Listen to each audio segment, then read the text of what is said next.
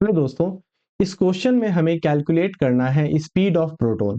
देखिए यहाँ पे दिया हुआ है क्या कि मैग्नेटिक फील्ड जो है आपका मैग्नेटिक फील्ड है आपका ये B का वैल्यू है 2 इंटू 10⁻³ यानी कि 2 मिली टेस्ला है, जो कि किधर डायरेक्टेड है, ईस्टवर्ड की तरफ है। और आप प्रोटॉन को प्रोजेक्ट कर रहे हैं कहाँ, नॉर्थ से किधर, साउथ की तरफ। तो अभी हमको क्या निकालना है, सबसे पहले स्पीड ऑफ प्रोटॉन। ये बहुत ही सिंपल है स्पीड ऑफ प्रोटॉन निकालना, क्योंकि यहाँ पे हमें काइनेटिक एनर्जी दिया हुआ है। काइनेटिक एनर्जी दिया हुआ है तो बहुत आसानी से निकाल लेंगे। ऑलरेडी एक्चुअली यहाँ पे एक वैल्यू दिया हुआ है Q/m का वैल्यू, जिससे कि आप यहाँ पे मास निकाल सकते हैं। ठीक है, चार्ज तो हमें पता है प्रोटॉन पे कितना होता है, 1.6 इंटू 10⁻⁻19 कूलम। तो यहाँ पे अगर हम देखेंगे Q/m का वैल्यू है 1/1 इंटू 10⁻8। तो यहाँ पे मास का वैल्यू हम लोग है ना ये इससे निकाल सकते हैं, Q/1/10⁸ लिखेंगे और इस तरह से हमारा मास आ गया। ओके, तो यहाँ पे हम लोग सीधे बहुत ही आराम से हम लोग वेलोसिटी निकाल सकते हैं। तो वेलोसिटी इक्वल टू होता क्या है, क्योंकि काइनेटिक एनर्जी तो हमको पता है, काइनेटिक एनर्जी इक्वल टू क्या होता है, हाफ mv²। तो हम वेलोसिटी निकालेंगे तो वेलोसिटी का इक्वेशन क्या हो जाएगा, 2k रूट ओवर। ओके, तो यहाँ पे सारे के सारे वैल्यूज को अगर आप सब्स्टिट्यूट करोगे, जो भी वैल्यूज है आपके पास, एक तो क्या है 2 है। काइनेटिक एनर्जी कितना है, काइनेटिक एनर्जी आपका दिया हुआ है 1.3384 इंटू 10⁻⁻14 जूल। ओके, डिवाइड करेंगे इसे मास से, मास आपका जो आया हुआ है 1.6 इंटू 10⁻⁻27। ये अप्रोक्सीमेटली ये जो वैल्यू आएगा इसको कैलकुलेट करेंगे, तो इसको जब कैलकुलेट करेंगे हम तो ये वैल्यू आता है करीब 4 इंटू 10⁻6 मीटर पर सेकेंड का। ठीक है, इसे कैलकुलेट कर लीजिए, कैलकुलेशन में कोई ज्यादा प्रॉब्लम है नहीं। तो वेलोसिटी निकालना आसान है, कोई भी बंदा आराम से निकाल सकता है वेलोसिटी। मेन कॉन्सेप्ट यहां पे आता है जब हमें निकालना है क्या, मैग्नीट्यूड ऑफ एक्सेलरेशन। एक्सेलरेशन जब निकालना है तो एक बात ये समझिए, यहाँ पे जो आपका मैग्नेटिक फील्ड है डायरेक्टेड है ईस्टवर्ड, और यहाँ पे वेलोसिटी जो है वो साउथ की तरफ है। इट मींस कि यहाँ पे हम लोग जानते हैं कि जब भी कभी भी कोई भी चार्ज पार्टिकल किसी भी मैग्नेटिक फील्ड में मूव करेगा तो उसके ऊपर फोर्स लगता है, जिसका फॉर्मूला क्या होता है, F इक्वल टू QVB। यानी कि फोर्स का हमको डायरेक्शन निकालना है।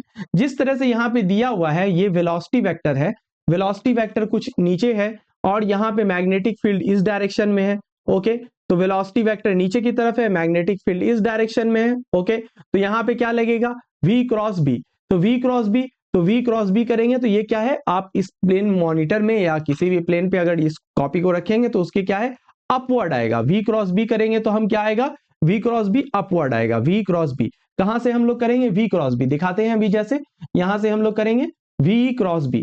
यहाँ पे क्या है, F का जो डायरेक्शन आएगा वो क्या आएगा, F का डायरेक्शन F इक्वल टू क्या होता है, QV क्रॉस B। तो V तो इधर है, V इस डायरेक्शन में, मैग्नेटिक फील्ड इस डायरेक्शन में।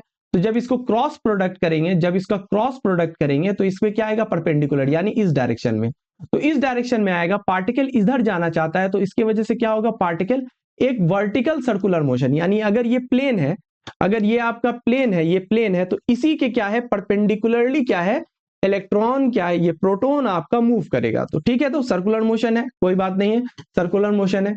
तो यहाँ पे हमें सर्कुलर मोशन है, तो सर्कुलर मोशन में अभी क्या है, सर्कुलर मोशन है, यहाँ पे टेंजेंशियल एक्सेलरेशन नहीं है, तो सिर्फ और सिर्फ क्या होगा, रेडियल एक्सेलरेशन होगा, जिसका वैल्यू होगा V²/r। लेकिन हमको तो रेडियस पता नहीं है और रेडियस पूछ रहा है सी पार्ट में, तो सबसे पहले हम लोग सी पार्ट का वैल्यू निकालेंगे, रेडियस निकालेंगे।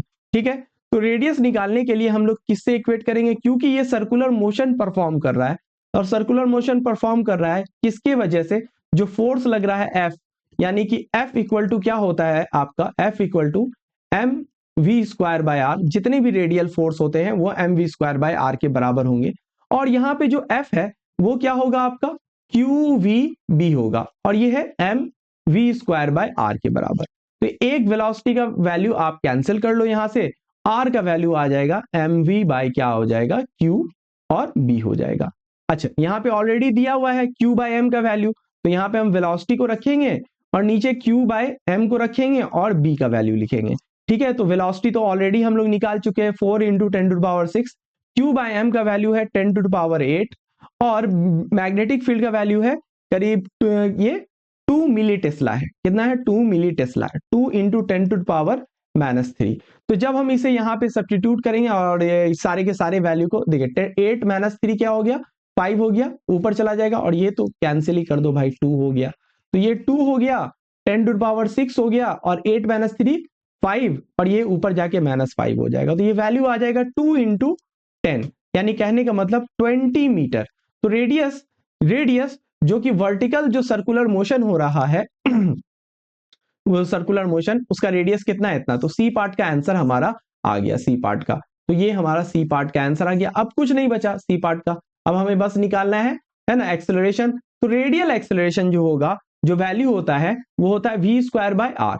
तो v का वैल्यू कितना हम लोगों निकाले हैं v 4 × 10⁻6 का whole square divided by radius कितना है 20।